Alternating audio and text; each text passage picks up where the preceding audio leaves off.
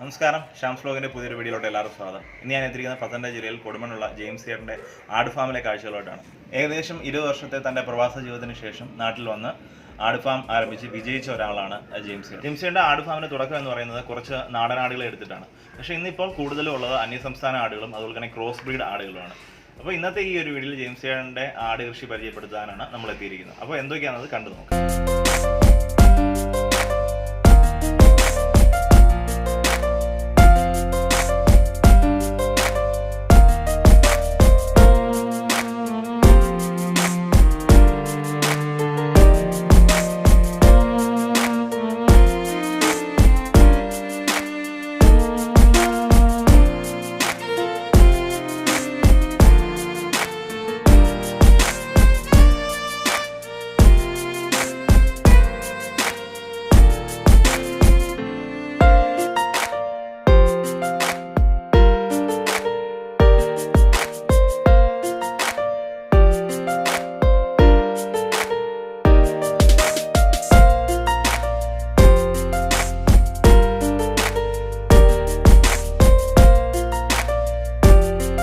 എൻ്റെ പേര് ജെയിംസ് എന്നാണ്. ഞാൻ പത്തനംതിട്ട ജില്ലയിൽ കൊടുമണ്ണ് എന്ന സ്ഥലത്താണ് താമസിക്കുന്നത്. ഞാൻ പ്രവാസിയായിരുന്നു, 20 വർഷം വെളിയിലായിരുന്നു. അത് കഴിഞ്ഞ് വന്നിപ്പോൾ കൃഷി, അതിൻ്റെ കൂടെ തന്നെ കോഴി വളർത്തൽ, ആട് വളർത്തൽ. ആടാണ് കൂടുതലായിട്ട് ഞാൻ ഇഷ്ടപ്പെടുന്നത്, വളർത്തുന്നത്. പിന്നെ പശുക്കളുണ്ട്, ചെറിയ കിടാക്കളുണ്ട്. അങ്ങനെയുള്ള കാര്യങ്ങളിലൊക്കെയാണ് ഇപ്പോൾ നടന്നുകൊണ്ടിരിക്കുന്നത്. വലിയ കുഴപ്പമില്ല. അതിപ്പോൾ എൻ്റെ കയ്യിലുള്ള ബ്രീഡെന്ന് പറഞ്ഞാൽ ജമുനാപ്യാരി ഉണ്ട്, ബീറ്റലുണ്ട്, സിരോഹിയുണ്ട്, കരോളിയുണ്ട്, കറാച്ചിയുണ്ട്, പിന്നെ മലബാറി ഉണ്ട്, നാടനാടുണ്ട്. ഇങ്ങനെയുള്ള പിന്നെ ക്രോസ് ബ്രീഡുകൾ. ഇത്രയാണ് എൻ്റെ ഇപ്പോൾ ഉള്ളത്. ജെയിംസ് ചേട്ടൻ ഇപ്പോൾ പ്രവാസത്തിന് ശേഷം വന്ന് ആട് വളർത്തി തുടങ്ങിയെന്ന് പറഞ്ഞു. ഇതിനകത്ത് അതല്ലാതെ എന്തെങ്കിലും മുൻപരിചയമുണ്ടോ ആട് വളർത്തിയിട്ട്? പണ്ട് എൻ്റെ ചെറുപ്പം മുതലേ എൻ്റെ വീട്ടിൽ ആടും പശുവൊക്കെ ഒരുപാടുണ്ടായിരുന്നു. അപ്പോൾ ആ ഒരു എക്സ്പീരിയൻസ് ആണ്. പിന്നെ എനിക്കിതിനോട് വലിയ താല്പര്യമാണ്, എനിക്കിഷ്ടമായി ഇതുങ്ങളെ. തുടക്കത്തിൽ ഏത് ഇനത്തിൽപ്പെട്ട ആടിനെയാണ് വളർത്തി തുടങ്ങിയത്? ഞാൻ ആദ്യം നാടനാടിലാണ് തുടങ്ങിയത്. അത് കഴിഞ്ഞിട്ടാണ് മലബാറിയിലേക്ക് മാറി. മലബാറിയിൽ നിർത്തിക്കൊണ്ട് തന്നെ ക്രോസ് ബ്രീഡുകൾ, ഹൈബ്രിഡുകൾ, അങ്ങനെയുള്ള ആടുകളെയാണ് ഇപ്പം വളർത്തുന്നത്. അപ്പോൾ ആദ്യ സമയത്ത് തുടക്കത്തിൽ ഇപ്പം എത്ര ആടിനെ വെച്ചിട്ടാണ് തുടങ്ങിയതെല്ലാം? ഞാൻ ആ തുടക്ക സമയത്ത് ഒരു 5 ആടേ ഉണ്ടായിരുന്നുള്ളൂ. അപ്പം അതിനുശേഷമാണോ ഇത്രയും ആടുകൾ വന്നത്? അതിനുശേഷം ഇത്രയും ആട് വന്നത്. അപ്പം ആദ്യം പറഞ്ഞു നാടനും ആടും മലബാറി അങ്ങനെയുള്ള ബ്രീഡുകളായിരുന്നു. ഇപ്പോൾ കൂടുതലും അന്യസംസ്ഥാന ആടുകളാണ്. അതിനകത്തോട്ട് വരാനുള്ള കാരണം എന്താണ്? അതിനകത്തേക്ക് വരാൻ കാരണം, അതായത് ഹൈബ്രിഡിൽ നിന്നും ക്രോസ് ബ്രീഡിലേക്ക് വരാൻ കാരണം, നമുക്ക് ഈ നാടനാടുകൾക്ക് ഗ്രോത്ത് കുറവായിരിക്കും, അതുപോലെ പാലും കുറവായിരിക്കും. അപ്പോൾ ഇതാകുമ്പോൾ നല്ല പാല് കിട്ടും, നല്ല ഗ്രോത്ത് കിട്ടും. ഇവിടെ ഞാൻ ആടുകളെ കൊടുക്കുന്നത് വീട്ടുകാർ വന്ന് കൊണ്ടുപോകണം, മാർക്കറ്റിൽ കൊണ്ടുപോകുന്ന കാര്യമില്ല. ആ വീട്ടിലെ ആവശ്യത്തിന് വേണ്ടി ആൾക്കാർ വന്ന് വാങ്ങിക്കൊണ്ട് പോവുക. അങ്ങനെയാണ് ആട് വളർത്തുന്നത്. ചേട്ടൻ തുടങ്ങുന്ന സമയത്ത്, ആട് ഫാം തുടങ്ങുന്ന സമയത്ത് ഏത് തരത്തിലുള്ള കൂടുകളാണ് നിർമ്മിച്ചിരുന്നത്? അന്ന് എൻ്റെ ഒരു പഴയ തൊഴുത്തുണ്ടായിരുന്നു. ആ തൊഴുത്തിലാണ് ഞാൻ ആടിനെ കെട്ടിയിരുന്നത്. അപ്പോൾ ആ തൊഴുത്തിൽ ആടിന് ഹൈറ്റിന് വേണ്ടിയിട്ട് പന പൊട്ടിച്ചിട്ടേക്കുമായിരുന്നു. പിന്നെ അത് ആ പനയെടുത്ത് മാറ്റാനും ഈ കാഷ്ടമൊക്കെ വൃത്തിയാക്കാനും ഒക്കെ ഉള്ള ബുദ്ധിമുട്ട് കൊണ്ട് ഞാൻ അതൊക്കെ മാറ്റിയിട്ട് ഇപ്പം തടിയാണ് ഉപയോഗിക്കുന്നത്. അപ്പോൾ ഉപയോഗിച്ചിരിക്കുന്ന തടിയെന്ന് പറഞ്ഞാൽ എല്ലാം കറവേങ്ങ എന്ന് പറയുന്ന സാധനമാണ്. അതാകുമ്പോൾ ഒരു രീതിയിൽ ഉണങ്ങത്തില്ല, ഒടിഞ്ഞു പോകത്തില്ല, ഇപ്പോൾ ഉളുത്തു പോകത്തില്ല. അങ്ങനെ ഗുണങ്ങളുണ്ട്. അപ്പോൾ നമ്മൾ ആടിൻ്റെ കൂട് നിർമ്മാണത്തിൽ നമ്മൾ ശ്രദ്ധിക്കേണ്ട കാര്യങ്ങൾ എന്തൊക്കെയാണ്?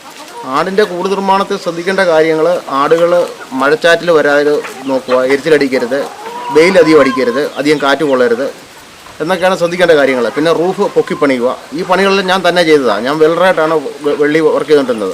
ഈ കൂടുകളും കാര്യങ്ങളെല്ലാം തന്നെ ചെയ്തതാണ്. ഞാൻ ഈ ആട് കൂടുതലുണ്ടെങ്കിൽ അവർക്ക് കൂട് കെട്ടുന്നത് തന്നെ ഞാനൊരു 3.5 അടി ഹൈറ്റിലാണ് ചെയ്തേക്കുന്നത്. പിന്നെ ഈ ചെറിയ ആടുകുട്ടികളെയാണ് ഈ പൊക്കത്തിലിട്ടേക്കുന്നത്. താഴെ ഇട്ടേക്കുന്നത് ഈ പെല്ലറ്റ് ടൈപ്പാണ് ഉണ്ടാക്കിയിട്ടേക്കുന്നത്. ഈ ഫോർക്ലിഫ്റ്റ് ഒന്നെടുക്കത്തക്ക രീതിയിലുള്ള ഇതാണ് ഇട്ടേക്കുന്നത്. അത് തറയുന്നൊരു ചില ഹൈറ്റ് വെച്ചേക്കും. അപ്പോൾ അത് നമുക്ക് ക്ലീൻ ചെയ്യാൻ സൗകര്യമുണ്ട്, ചരിച്ച് മാറ്റിയിട്ട് ക്ലീൻ ചെയ്യാം. തന്നെയല്ല, ഈ വലിയ ആടുകളായി ചെന നിറച്ചൊക്കെ വരുമ്പോഴേ ഇവർക്ക് ഇതിന് മുകളിൽ കയറാനുള്ള ബുദ്ധിമുട്ടൊക്കെ ഉണ്ടാവും. അപ്പോൾ അതുകൊണ്ടാണ് അങ്ങനെ ആ തറയിൽ ചെറുതായിട്ട് ഉണ്ടാക്കിയിട്ടേക്കുന്നത്. അപ്പോൾ നമുക്ക് എടുത്ത് മാറ്റുകയും ചെയ്യാം, ക്ലീൻ ചെയ്യുകയും ചെയ്യാം, എല്ലാം ചെയ്യാം. ആഴ്ച ഒരിക്കൽ ക്ലീൻ ചെയ്താലും മതിയാവും. അതാ അതിൻ്റെ ഉദ്ദേശം. ചേട്ടൻ ഇവിടെ ആടുകളുടെ പരിപാലനം എങ്ങനെയാണ്, തീറ്റക്രമം, അതിൻ്റെ കുറച്ച് കാര്യങ്ങൾ പറഞ്ഞല്ലോ. ആടുകളുടെ തീറ്റക്രമം എന്ന് പറഞ്ഞാൽ ഇവർക്ക് രാവിലെ പുളിയരിയും തവിടും പിന്നെ കമ്പിൻ്റെ പൊടിയും കൂടി കലക്കി കൊടുക്കും. അത് കൊടുത്തതിന് ശേഷം ഇവരെ ഉച്ചവരെ റെസ്റ്റ് എടുക്കുവാണ്. അപ്പോൾ ഈ വലിയ മുട്ടനാടുകളെ മാത്രമേ ഉള്ളൂ ഞാൻ വിടാത്തത്. അപ്പോൾ അവരെ കൂട്ടത്തിൽ വിട്ട് കഴിഞ്ഞാൽ അത് ശരിയാവത്തില്ല. കാര്യം ഈ ചെന നിറച്ച ആടിൻ്റെ മണ്ടയിലൊക്കെ ചാടുകയും ആടിനെ ഓടിക്കുകയൊക്കെ ചെയ്യും. അപ്പോൾ അതുകൊണ്ട് അതിനെ വിടത്തില്ല. മറ്റാടുകളെ ഞാൻ അഴിച്ചു വിട്ട് തീറ്റുക. അവർ പോയി തിന്ന് നിറഞ്ഞ് ഒരു 5 മണി 5:30 ആകുമ്പോഴത്തേന് അവർ തന്നെ ഇഞ്ഞ് വരും. മഴയൊന്നും പെയ്യുന്നൊന്നും അവർക്കൊരു വിഷയമല്ല. മഴയത്തല്ല അവർ കുഞ്ഞുങ്ങളെ പോയി തിന്ന് വളരുന്നതുകൊണ്ടേ ആ ഒരു വിഷയം അവർക്കില്ല. നമുക്ക് അഴിച്ചുവിടാൻ പറമ്പും കാര്യങ്ങളെല്ലാം ഉണ്ടോ? നമുക്കിവിടെ പറമ്പ് എൻ്റെ സ്വന്തമായിട്ടില്ല. ഇവിടെ തൊട്ടടുത്ത് പ്ലാന്റേഷൻ്റെ എസ്റ്റേറ്റ് ആണ്. അവിടെ അഴിച്ചുവിട്ട് തീറ്റാം. അഴിച്ചുവിട്ടിട്ട് തിരിച്ചു വരുമ്പം എന്തെങ്കിലും ആഹാരങ്ങൾ കൊടുക്കാറുണ്ടോ? തിരിച്ചു വരുന്ന സമയത്ത് ഇതുപോലെ തന്നെ പുളിയരിയും തവിടും ചിലപ്പോൾ തേങ്ങാ പിണ്ണാക്കോ എന്തെങ്കിലും ഉണ്ടെങ്കിൽ അത് കലക്കി കൊടുക്കാറുണ്ട്. അവർ വന്നത് കുടിച്ചിട്ട് തന്നെ അവരവരുടെ കെട്ടുമുട്ടി പോയി നിൽക്കും. വേറെ എങ്ങോട്ടും പോകത്തില്ല അവർ. ഇപ്പോൾ നമ്മുടെ ഈ ഫാമിൽ ചേട്ടൻ മുട്ടനാടുകളെയാണോ വിൽക്കുന്നത്, അതുപോലെ തന്നെ ആട്ടും കുഞ്ഞുങ്ങളെയാണോ, അതോ ചന നിറച്ചോ, എങ്ങനെയാണ് ഇതിൻ്റെ വിപണനങ്ങൾ? ഞാൻ മുട്ടനാടുകളെ വിൽക്കാറുണ്ട്. അത് ആവശ്യാനുസരണം ആൾക്കാരും ചോദിക്കുന്നതനുസരിച്ചാണ്. കുഞ്ഞാടുകളെയും വിൽക്കാറുണ്ട്. പാലുകൂടി മാറിയ ആട്ടുകുട്ടികളെ വിൽക്കാറുണ്ട്. തള്ളയും കുട്ടികളെ വിൽക്കാറുണ്ട്. പിന്നെ ചനനിറച്ചതിനെയും വിൽക്കാറുണ്ട്. അത് ഏത് ടൈപ്പ് ആൾക്കാർക്ക് ആവശ്യമുള്ളത് ആ രീതിയിലുള്ള ആടിനെ ഞാൻ കൊടുക്കാറുണ്ട്. അപ്പോൾ ചേട്ടൻ്റെ ഇപ്പോൾ 8 വർഷത്തെ അനുഭവത്തിൽ നമ്മൾ ഏത് രീതിയിൽ ഇത് വിപണനം ചെയ്യുന്നതാണ് ലാഭകരം? ഈ കുഞ്ഞുങ്ങളെ കൊടുക്കുന്നതാണോ അതോ ചന നിറച്ച് കൊടുക്കുന്നതാണോ? എന്താണ് ചേട്ടൻ്റെ അനുഭവം? ചന നിറച്ച് കൊടുക്കുന്നതായിരിക്കും നമുക്ക് ലാഭകരം. കാര്യം ഒരു കുഞ്ഞിനെ കൊടുത്തു കഴിഞ്ഞാൽ നമുക്ക് വലിയ പ്രോഫിറ്റ് ഉണ്ടാകത്തില്ല.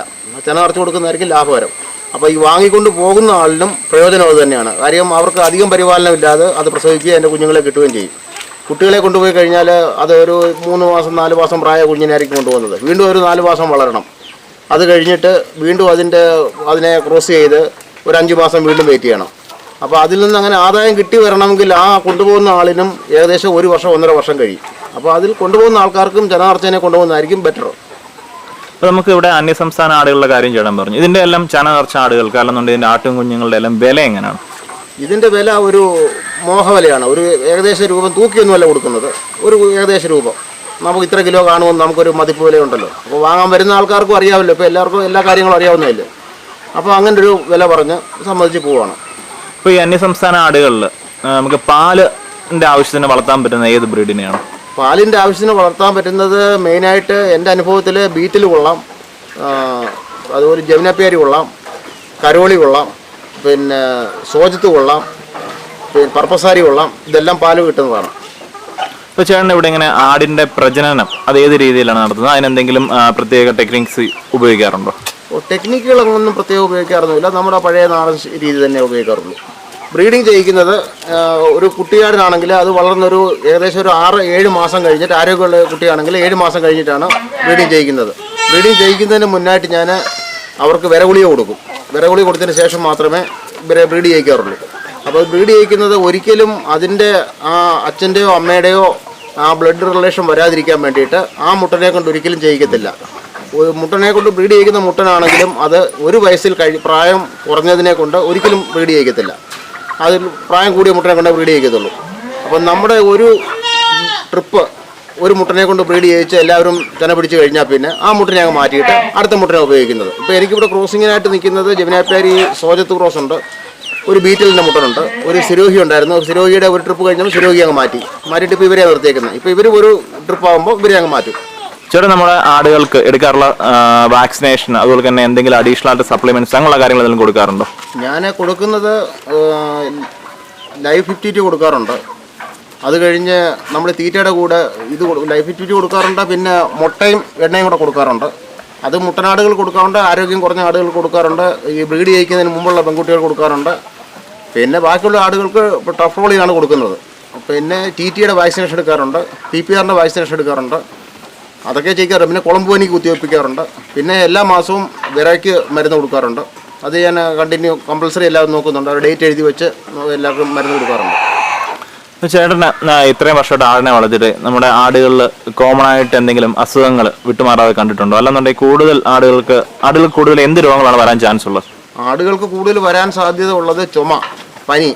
ഈ ചുമയും പനിയൊക്കെ നിന്ന് കഴിഞ്ഞാൽ അപ്പോൾ അവർക്കിത് ന്യൂമോണിയ ആയിട്ട് മാറും. അത് പിന്നെ വലിയ പ്രശ്നത്തിലാവും. അങ്ങനെയൊക്കെയുള്ള പ്രശ്നങ്ങളുണ്ട്. പിന്നെ ചന്നി വരാറുണ്ട്. അപ്പോൾ അത് ഈ ചന്നി വരാതിരിക്കാനും കുഞ്ഞുങ്ങൾക്ക് കുഴപ്പമുണ്ടായിരിക്കാനും വേണ്ടിയാണ് ഈ ആട് ചെന നിൽക്കുമ്പോൾ 4-ാം മാസത്തിൽ അല്ലെങ്കിൽ 3-ാം മാസം കഴിയുമ്പോൾ ഒരു PP എടുക്കും.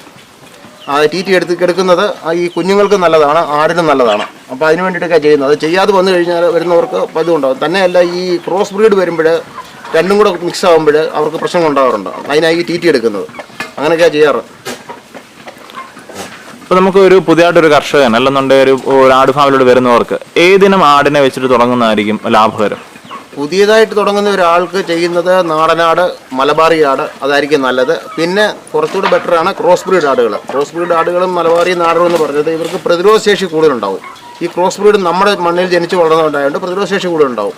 ഈ ഹൈബ്രിഡ് ആടുകൾ എന്ന് പറയുന്നത് പുറത്തുനിന്ന് വരുമ്പോൾ നമ്മുടെ കാലാവസ്ഥ അനുയോജ്യമായിട്ട് വരത്തില്ല. അവർക്ക് ചിലപ്പോൾ മഴയുണ്ടാവും, ചിലപ്പോൾ വെയിലായിരിക്കും. തന്നെയല്ല നമ്മുടെ ഈ ഈച്ച, ചെള്ള്, കൊതുവിൻ്റെ ശല്യമൊക്കെ ഉണ്ടാവും. ഇതിൽ നിന്നൊക്കെ രോഗങ്ങൾ വരാൻ സാധ്യതയുണ്ട്. അപ്പോൾ അതിൽ നിന്നൊക്കെ നല്ലത് ഇതായിരിക്കും നാടനും മലബാറിയും അല്ലെങ്കിൽ ക്രോസ് ബ്രീഡ് ആയിരിക്കും നല്ലത്. ഹൈബ്രിഡ് എടുക്കുന്നതിനെക്കാട്ടിലും നല്ലതായിരിക്കും എൻ്റെ അഭിപ്രായത്തിൽ. ഇപ്പോൾ ഈ ആടുകൾ പലയിടത്തും കണ്ടുവരുന്ന ഒരു അസുഖമാണ് അകിട് വീക്കം. ഈ അകിട് വീക്കം എങ്ങനെ തടയാം? അല്ലെന്നുണ്ടെങ്കിൽ അകിട് വീക്കം എന്തെങ്കിലും നമ്മുടെ ഫാമിലുള്ള ആടുകൾക്ക് സംഭവിച്ചിട്ടുണ്ടോ? എൻ്റെ ആടുകൾക്ക് അകിട് വീക്കം ഉണ്ടായിട്ടുണ്ട്. അകിട് വീക്കം ഉണ്ടാകുമ്പോഴേ ഞാൻ ചെയ്യുന്നതെന്ന് പറഞ്ഞാൽ നാടൻ മരുന്നുകൾ, അതായത് നമ്മുടെ ചുമന്നുള്ളി, ഒരു ശകലം കല്ലുപ്പ്, ശകലം പച്ചമഞ്ഞൾ, ആര്യവേപ്പിൻ്റെ ഇല, കോവലിൻ്റെ ഇല, ആത്തയുടെ ഇല, പിന്നെ കറ്റാർവാഴയുടെ ഇല, ഇതെല്ലാം കൂടി അരച്ച് ഒരു 3-4 പ്രാവശ്യം പുരട്ടി കഴിഞ്ഞാൽ അത് അങ്ങ് മാറിക്കോളും. അങ്ങനെ എനിക്ക് അങ്ങനെ ദോഷമായിട്ടൊന്നും സംഭവിച്ചിട്ടില്ല. ഇപ്പോൾ ഒരു ആടിനെ പുതിയതിനെ പുറത്തുനിന്ന് വാങ്ങിക്കൊണ്ട് വരുവാണെങ്കിൽ നമ്മുടെ കൂട്ടിലേക്ക് മറ്റേ ആടുകളുടെ കൂടെ ഒരിക്കലും വിടത്തില്ല. അവരെ ഒരു 10 ദിവസം 15 ദിവസം ഞാൻ നിരീക്ഷണത്തിന് വെക്കും. ആ ഒരു ഒബ്സർവേഷൻ കഴിഞ്ഞതിന് ശേഷം മാത്രമേ എൻ്റെ ആടിൻ്റെ കൂടെ എടുത്തുള്ളൂ. കാര്യം അവരുടെ ദേഹത്ത് ചെള്ളുണ്ടാവും, മൂട്ടയുണ്ടാവും. മറ്റ് സ്ഥലത്തു നിന്ന് വരുന്നതായതുകൊണ്ട് നമ്മുടെ ആടുകൾക്ക് അത് രോഗം പകരാൻ സാധ്യത ഉണ്ടാവും. അങ്ങനെ എനിക്കൊരു താറാവിൽ ഒരു പ്രശ്നം പറ്റിപ്പോയതാണ്. വീട്ടിൽ കുറേ താറാവുണ്ടായിരുന്നു. അപ്പോൾ താറാവിനെ പുറത്തുനിന്ന് കുറേ താറാവിനെ കൂടെ വാങ്ങിക്കൊണ്ടുവന്ന് ഇട്ട് കഴിഞ്ഞപ്പോൾ ഇതിന് അസുഖമില്ലായിരുന്നു, അതിനുണ്ടോ എന്നറിയത്തില്ല, മൊത്തം താറാവ് നഷ്ടപ്പെട്ടു. അതുകൊണ്ട് താറാവ് കൃഷി നിർത്തി. അപ്പോൾ ആ ഒരു അനുഭവം ഉള്ളതുകൊണ്ട് ഞാൻ ഈ ആടുകളെ നിരീക്ഷണത്തിന് വെച്ചതിന് ശേഷം മാത്രമേ ഇവരെ ചെള്ളും മൂട്ടയും പേനും എല്ലാം മാറ്റിയതിന് ശേഷം മാത്രമേ മറ്റേ ആടുകളുടെ കൂടെ ഇവരെ ചേർക്കത്തുള്ളൂ. ജെയിംസ് ചേട്ടാ, ഈ ആടുകളുടെ പ്രസവത്തിന്റെ പരിചരണങ്ങൾ എങ്ങനെയാണ്? അതിനെക്കുറിച്ചൊന്ന് പറഞ്ഞുതരോ?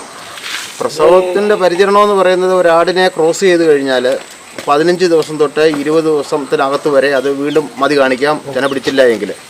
അപ്പോൾ അത് അത്രയും ദിവസത്തിനകത്ത് മതി കാണിച്ചില്ലെങ്കിൽ നമുക്ക് കൺഫേം ചെയ്യാം ചെന പിടിച്ചു എന്നുള്ളത്. ഈ ചെന പിടിച്ചു കഴിഞ്ഞാൽ പിന്നെ ഈ ആടുകൾക്ക് നമ്മളധികം ഓടിക്കുകയോ ചാടിക്കുകയോ അങ്ങനെയുള്ള കാര്യങ്ങളൊന്നും ചെയ്യാറില്ല.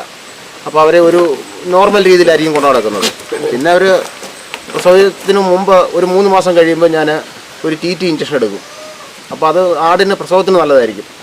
അത് കഴിഞ്ഞ് പിന്നെ ആട് പ്രസവിച്ച് കഴിഞ്ഞാൽ ഞാൻ മറുപിള്ള പോകാൻ വേണ്ടി ചെയ്യുന്നത് അയമോദകം കൊടുക്കും, മാവിൻ്റെ ഇല കൊടുക്കും.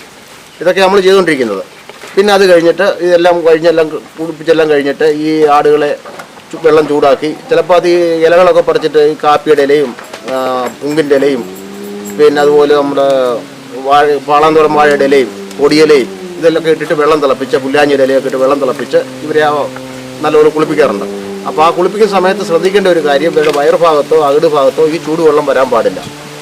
അങ്ങനെ കുളിപ്പിക്കുന്നുണ്ട് ആടുകളെ.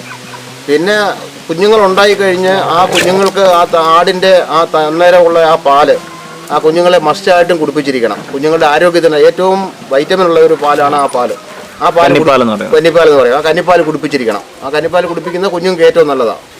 പിന്നെ ഒരു 15 ദിവസത്തിനകത്ത് വിരമരുന്ന് കൊടുക്കാം. അത് സിറപ്പ് കൊടുത്താൽ മതി. അത് കുഞ്ഞുങ്ങളുടെ ആരോഗ്യം അനുസരിച്ച് 2 ml 2.5 ml കൊടുത്താൽ മതി.